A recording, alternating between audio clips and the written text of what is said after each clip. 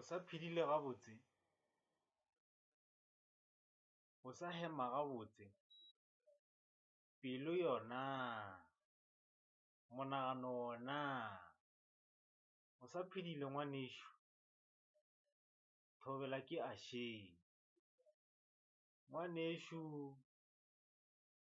ga gona taba, bophelo bo buša batho godimo lefase.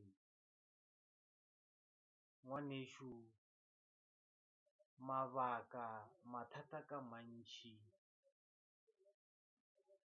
e fela ngwanešo, maele ke go fang ona tšatšing la lehono, ke re ngwanešo le wena o le motho e tsebe go itšhireletša gare ga manabeng a gago, gare ga direng tša gago. Sera e ka no ba wa go segišang o, sera e ka no ba wa go ntšhetšang leino la mohlagare o sa tsebe, a ntše go jela mona, o ntše o segišana le yena. Gape bo meno a mašweu mabola a tshega ke ba bantši, ba tletše le nage ba sasanka le nageng. Jwale ke re ngwanešo, itlhokomele wena moswa, nka no bo le gona mo menateng, lenyalong.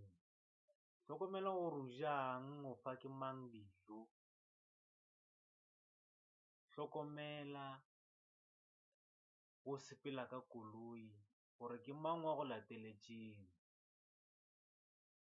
Re phela ka ona mokgwa nouwe, mare ke gore Modimo ko mogolo, seatla sa Modimo sona se no dula se re šireleditše ka mabaka le matšatši. Ga gona taba ngwana Modimo, re no phela ka lona la Modimo. Aha, thobela.